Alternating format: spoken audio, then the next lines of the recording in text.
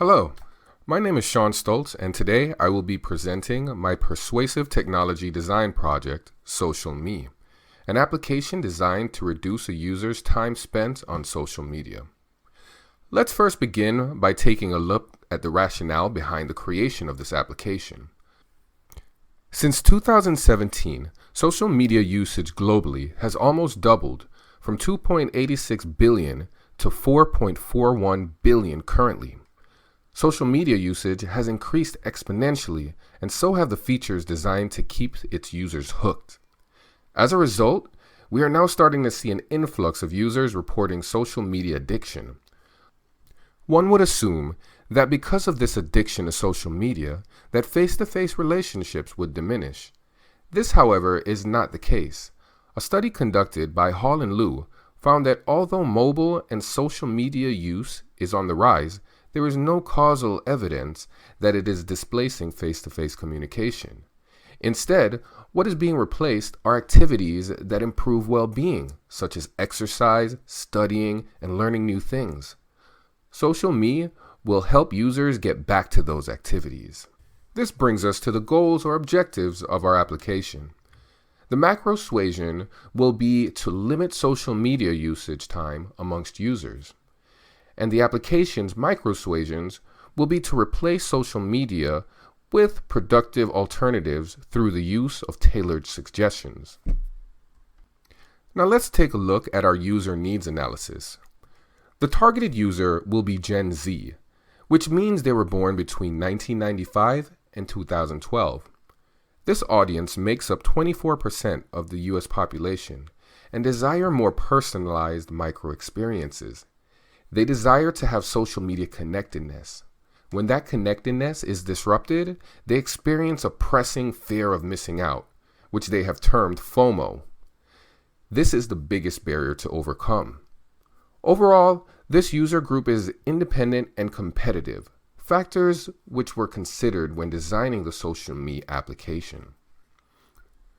From our user needs analysis, a persona was created. Let's meet John Wick. Jonathan Wick is a 22-year-old single cell phone sales rep. His user goals include spending less time on social media, learning a new hobby, and being more productive. His motivators are making more money, pursuing new passions, finishing school, and photography.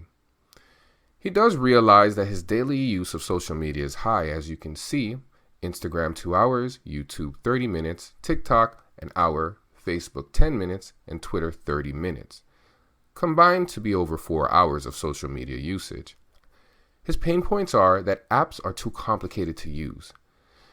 They also have too many notifications, and sometimes apps don't suggest other activities. The barriers include FOMO, or fear of missing out, shortened attention span. He also gets his news from social media, which will present an obstacle, and uses social media for networking as well. Now that we have a good understanding of our target audience, let's take a look at our user flow task. For my user task flow, I will be illustrating the setup process for the application. As you can see, the first step here is granting permissions. The user will grant SocialME application permissions to monitor other apps. Next, they will select apps to monitor. The user will select the specific social media apps that they would like SocialME to monitor. Next, they will set time for those social media apps. The user will set usage time limits for the selected social media applications. After that, an interest is selected. The user will be provided a list of interests to choose from, and they can choose multiple. After that, they will be able to select things to learn.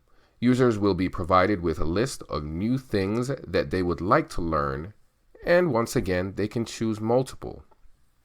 Now, who's ready for some paper prototypes? In the first prototype, we can see the app setup screen that asks the user what their interests are and what they would like to learn. The tunneling strategy here ensures that the user will answer the questions to help create a tailored experience. Prototype 2 shows the persuasive strategies used to develop the time limit screens. The self-monitoring component drives users' engagement by allowing them to check on their progress at any time. Also, the use of anchoring cues are employed. The user is shown the average user time limit, which makes them more likely to select that time limit as well. In Prototype 3, we can see how the use of tailoring produces relevant suggestions that are more attractive to the user.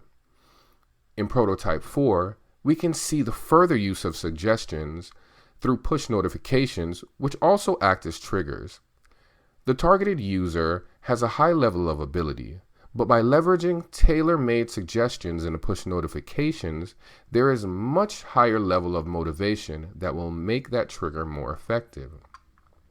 In Prototype 5, you can see the dashboard, which shows the points earned by the user. These points, along with achievements, play into the user's competitive nature and desire for praise and reward. The user is conditioned to change behavior in order to receive a prize. Next, let's take a look at the persuasive strategies used in the design of the SocialME application. The 5 persuasive strategies used are suggestion, self-monitoring, conditioning, tailoring, and tunneling. Finally, I would like to leave you all with a few takeaways I got from this course. First is an understanding of what persuasive technology is and the difference between persuasive technology and just technology tools. Second, I learned about the factors that go into influencing behavior change. The understanding that for a behavior to be triggered, a person must both have the ability and also the proper motivation. And third, intrinsic motivators. A lot of times we look at extrinsic motivators such as money and prizes as being the best way to motivate individuals, but intrinsic motivators are a much more effective motivator at times. Once again, my name is Sean Stoltz, and this has been my persuasive technology design project, SocialME.